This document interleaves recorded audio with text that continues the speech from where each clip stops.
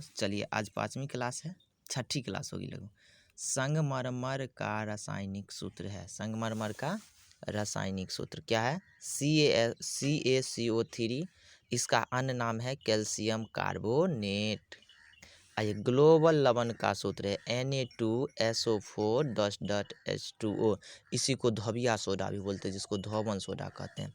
Baking soda का सूत्र होता है किसका? Baking soda NaSCO3।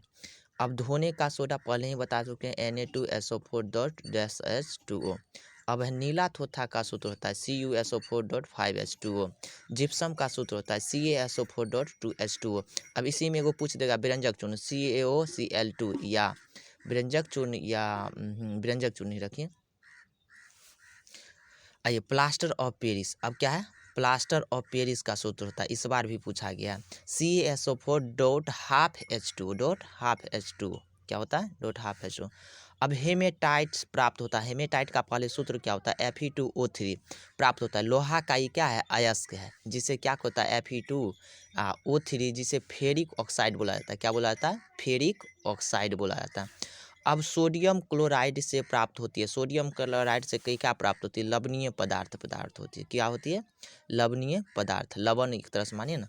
अब लोहा का परमाणु संख्या होता है भी है 26, संकेत में क्या बोलेंगे? Fe।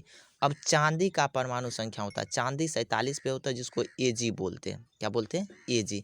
तांबा की परमाणु संख्या है, तांबा कितना है? Cu29। Cu कितने पे है? कॉपर संकेत होता है तांबा का, कितना होता है? 29।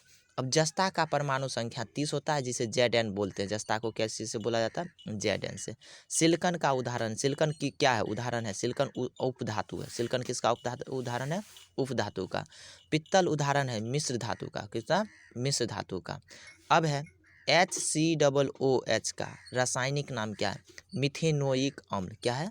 मिथेनोइक अम्ल। CH3COOH का रासायनिक नाम क्या है? क्या है? रासायनिक एथेनोइक अम्ल। क्या है? एथेनोइक अम्ल। C2H2 का रासायनिक नाम क्या है? एथाइन। क्या है? C2H2 का मतलब रासायनिक नाम है एथाइन। अब कह रहा है C6H6, पहली क्लास में बता सके, इसको क्या बोला जाता है? ब्लीचिंग क्या बोलते हैं? बेंजीन। C6H6 को क्या बोला जाता है? बेंजीन। बेंजीन का सरल सूत्र है, बेंजीन सरल सूत्र है। देखिए 6 CH क्यों हुआ? क्योंकि सर जी जो होता है सूत्र बनते हुए E6 और E6 से कट जाएगी, यहाँ पे E भी कट सकता था। अब C2H4 का नाम क्या है? C2H4 का रासायनिक नाम है एथीन। अब देखिए अम्लीय विलयन होता है, अम्लीय विलयन जो होता है 7 से कम होता है। क्या होता है? 7 से कम होता है। अब जैसे देखिए इसे क्षारीय विलयन होता है 7 से अधिक। उदासीन विलयन का pH मान कितना होता है? pH मान है, समझ गए? उदासीन विलयन के 7 के बराबर। अब देखिए pH स्केल की खोज जो है सोरेनसन नामक वैज्ञानिक ने 1909 में, कभी 13 भी देता है, कभी 6 भी देता है 1900 में। तो आप एक्यूरेट याद रखिएगा ना, 1909 में ही रखें लगभग। सोरेनसन नामक वैज्ञानिक थे। अब pH स्केल की खोज की थी। उसमें क्या होता है? उदासीन विलयन या जल का, शुद्ध जल का pH मान पूछेगा तो कितना बोलिएगा? 7। या उदासीन जल के 7 से जब ये कम होगा, क्या होगा? 7 से कम होगा तो अम्लीय प्रवृत्ति हो जाएगी, और 7 से जब ये ज़्यादा होगी तो क्षारीय। 14 तक, 0 से लेके 14 तक ही मान्य है, समझ गए ना? उससे आगे दे देगा तो गलती कर दीजिएगा।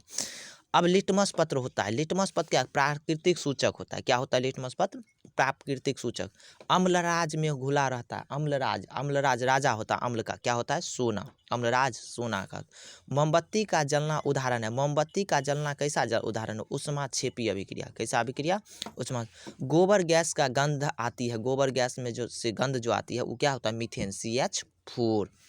लाइटर में गैस होता है। लाइटर में कौन गैस होता है? आइसोब्यूटेन गैस होता है। लाइटर में कौन सा गैस होता है? Isobutane gas. अब हमें ये मतलब आज ही 6ठी क्लास है, यहीं तक रखेंगे।